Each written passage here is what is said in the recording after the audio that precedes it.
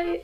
Hello, welcome to my channel. This is Nougatbar and this is a channel where I talk all about knitting. So today I'm going to talk about my recent finished object. So this took ages to take this video, and I really wanted to make sure that I didn't want to crease the shawl, so I had to lay it down somewhere, and I didn't even wear it. And to be honest, in Korea it's becoming quite warm, so I don't really have any opportunities to wear anything like this warm. And also, to be honest, I'm barely going out of my house.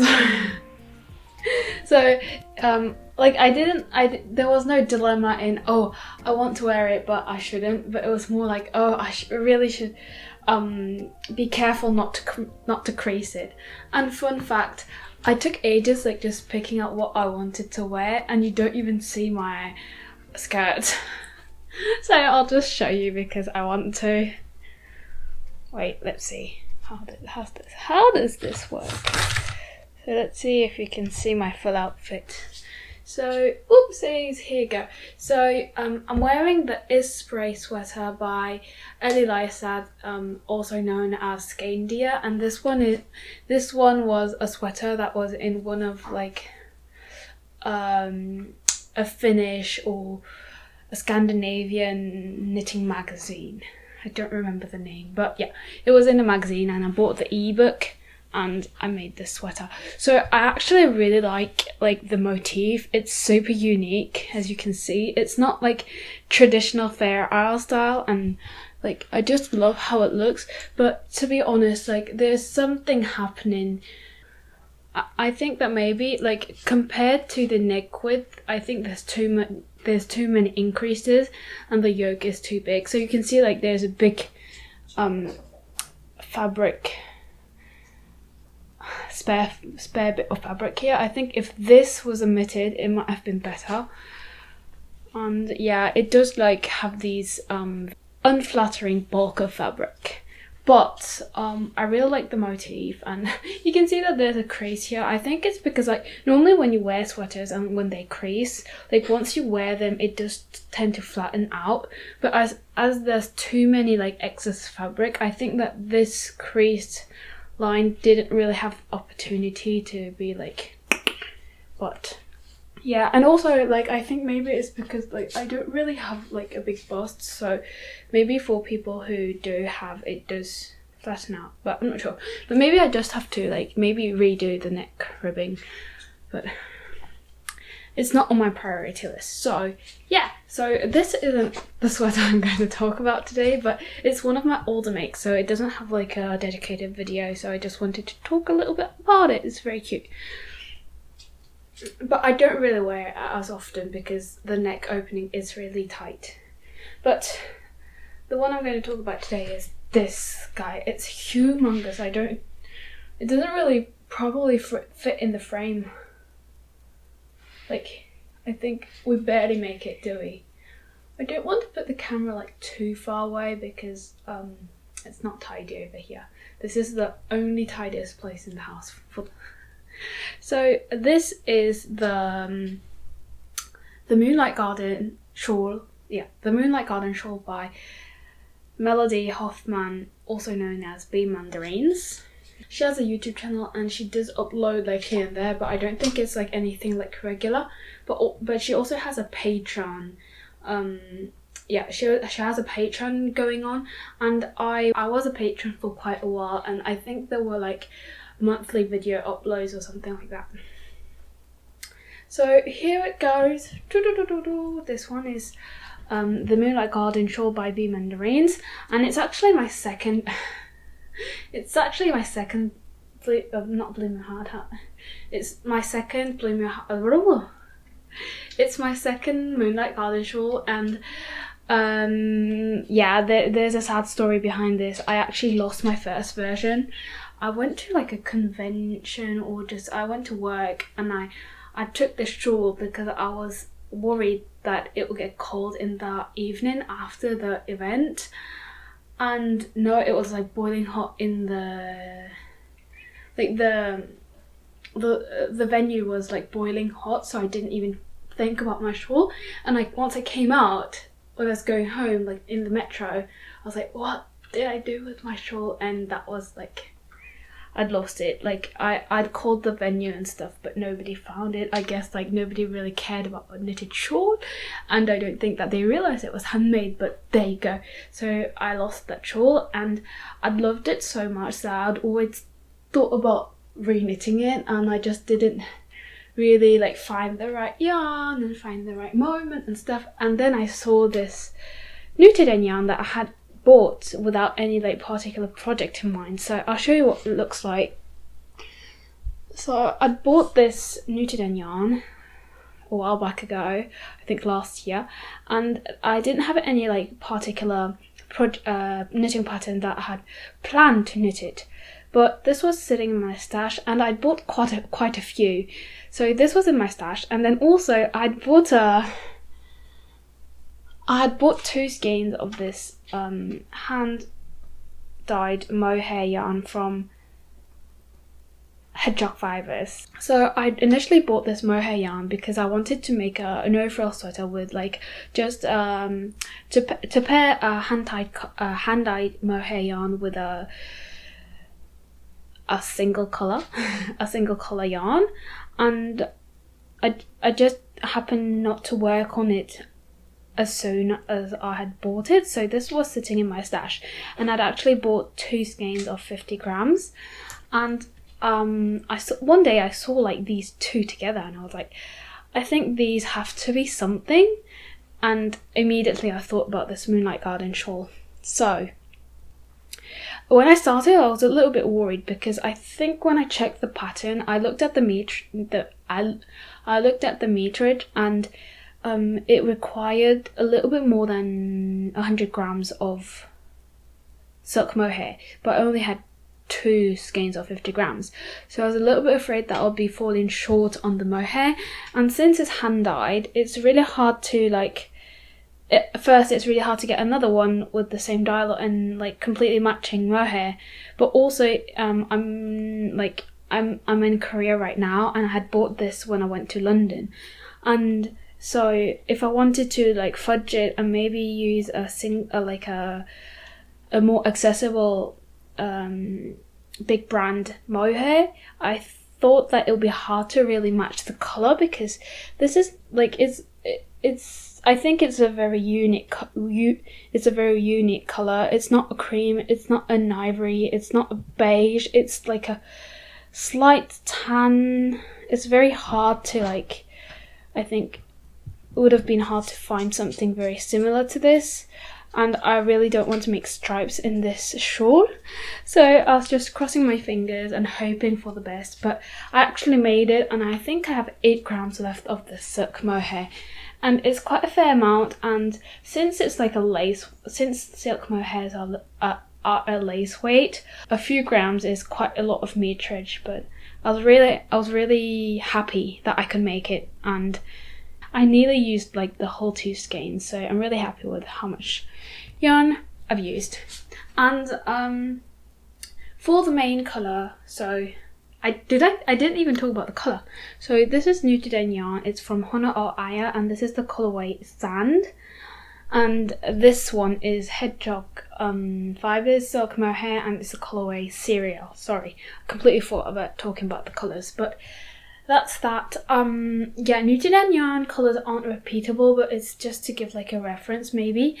And yeah, the Hedgehog colours are quite most of them are repeatable. So there you go. So this is how it looks like. So I used 1 strand of the Nutiden yarn and one strand of the silk mohair, and I used, I think, 4.5 millimeters for the body and maybe 3.75 for the knitted border, but I'm pretty sure that I used like what was suggested in the pattern. Yeah. So it looks like this, and one of the most like good things about the shawl is it's reversible.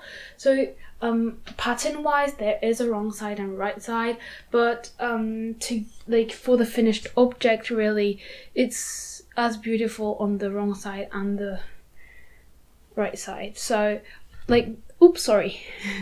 So the right side is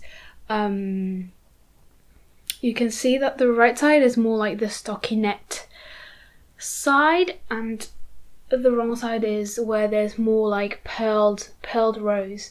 But there's like so much like going on, and it there's so much going on, and there's a lot of lace patterning here. There's a lot of play on knitted stitches and pearled stitches and stuff. So there's really no like official wrong side and right side. I actually prefer the wrong side of it, where there's the pearled rows, because I just really love this section. How, yeah, you can see like the bumps. I really love this section, how it looks like on the wrong side. So that's really, I think it's really convenient to have a double-sided. Yeah, reversible. It's really convenient in the real life to have a reversible shawl, because you really don't have to think about like which side you're wearing it, and you just like chuck it on and can use it like that. Whoopsie. Like this. It's really cute, isn't it? And as you can see, it's like super huge, and it's just super fluffy. I really like it, as you may have noticed. So here you go. So to start with, this Nutiden yarn is like super fluffy. Can you see all the, like, the Nutiden yarn to start with is already like a very floofy yarn. It's unspun. It's like an unspun pencil roving type of yarn. If you have used Plotulope, it's very similar. But as you can see, like, it's very unique. It's unspun, and it's very floofy, as you can, I don't know if it translates well in the video, but it's a very floofy style yarn. And I had paired a mohair with it, so it's like just extra floofiness. So it's very warm. And it's very airy and very light, because I think it's due to the property of the pencil roving. There's a lot of air inside of the yarn. So compared to the thickness, it's very warm. And also I paired it with a mohair. So I think in the winter times I'm really gonna wear this a lot, because it's really pretty first, and also it's gonna keep me super warm. So this is a pattern by B Mandarines, and most of the pattern is written instructions, and just this lace border, oh sorry, completely forgot to trim this bit, and just this lace border is charted, but there are written instructions for the chart, but it was just to say that like the body doesn't have any charts, it's just written instructions. And to be honest, it's really written well, but as you can see, there's a lot of sections, and there are some sections where it's repeated, like this one, but the other sections are more like some lace detailing at specific points in the design. So it's very hard to chart out. So when everything is written out, and like when it's such a huge pattern, and for rows that are quite long, sometimes you're not sure,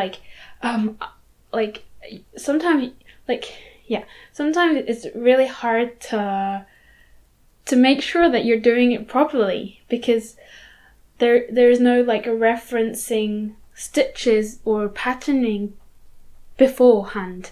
So you have to like knit until the end of the row to figure out if you have like messed up or not. So that was just like challenging, but unless like if you do follow but to be honest, if you do follow the pattern properly, it's very well written, and to my knowledge there wasn't any like errata or anything. And it's a pattern that's been out for quite a while, so maybe if there were any, everything has been updated already, so I had no problem pattern wise. But since it is like fully written instructions, sometimes it's just hard to figure out like what row you're in, because yeah, there's so many rows, and so many going back and forth in the patterns. For example, like you knit a set. Yeah, you knit a set of rows, and then it says like repeat these I don't know 10 rows 5 times. So sometimes you can get lost over there, and if you don't write down properly which row you're at, it's very hard sometimes to figure out figure out where you have to pick up, because you can't really knit this in a single sitting, can you? I think it took me like 3 to 4 months. But here you go. So you can see it's quite a beast, and like it's nearly like just a full garment sized project. But I really like it, and I really like knitting shawls. I think they're so versatile, and yeah. So fun also, because sometimes I completely forgot to finish here. It's where where I used the new Mohair yarn, the second skein. But it's so versatile, and sometimes like for me, for example, I don't really wear like lovely style clothes, and sometimes you do want to do a lot of lace, and in a shawl it doesn't like feel too girly, too lacy, and it's just like a lot of fun like knitting wise, and also finished object wise. So here you go. So it's knit top down, like yeah, it's knit from the center, and then you do the increases. So it's a circular shape. It's a crescent shape. Yeah, it's a half circle shape. So when you do the increases, I think it doubles the stitches most of the time. So like each increase doubles up the stitches. So by the time you come up to like this point, you have so many stitches on your rows that it becomes like super slow. And like I remember at the last increasing point, I was like, no, I can't double my stitches over here. I already have too many. But it's worth the job. And since like I feel like it's really hard to have like a super straight borderline here because of the shape, but I did my best to like block it out. But you can see that like here I've done a pretty good job. It's quite straight, but this section I had a hard time like figuring out how to like make it straightish. But to be honest, like nobody really notices if your border is straight or not, so it's just a matter of satisfaction. I just made sure that like the body was neatly blocked. I didn't really block it either, I just washed it and put it on the floor. And so you knit it top down, and then you knit the border while decreasing the stitches, so you're like binding off at the same time that you're knitting the border. So there's no like particular like bind off row. It's just like a series of a big strap of lace border like this. Oopsies, like this. So you knit it this way, and then you pick up the stitches. No, you don't pick up the stitches. You decrease along the line. So like this. It's really like, I remember the first time doing it, I was really nervous of like fudging the decreases, and since obviously since it was going to be obvious if I messed it up. But you can see it's really neat, and it's really neat on both sides like this. Really like it. Yeah, so I really like this knitted border technique. I've done it on a few shawls now, but when I knit this shawl for the first time, I think it was like my first or second time, and this knitted border was more intricate than the other one. So you can see that there's like these lace details. Oh, it's so pretty. So as you can see, like compared to all the detailing, the lace work and the textures that exist in the pattern, it's not really obvious with the yarn I picked. And it was actually one of I wasn't really sure about it when I started, and obviously since like the yarn has so much halo, and also I mixed a mohair yarn in it. It's not like the perfect yarn to show out all of these textures, so it doesn't really pop out because of the halo. But I think that compared to what I was worried about, it's turned out really nice. And like if like in some like perfect lighting position, it does like really show off. And it's just the right amount, I think. And to be honest, like knitting is more of a self-satisfactory hobby, isn't it? So here you go. Really pretty. Just love it. And yeah, when I started talking about the knitting border and then I went in another direction, but I just wanted to say like so the knitting border is this wavy, as you can see, the knitting border is like this wavy. As you can see, the knitting border gives this wavy finishing. But according to like how you block it, you can make it like more pointy. So if you go into the projects page on Ravelry, there's a lot of shawls that have like more pointier finish. But personally, this is just a personal preference. I preferred having this like more wavy style. So what I did is when I blocked this out, I didn't pull on the border. So if you pull on the points, it becomes pointier.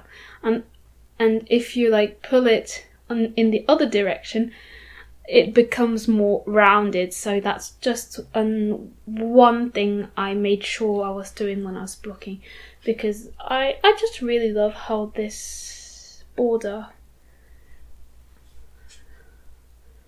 how this border looks. So that's it.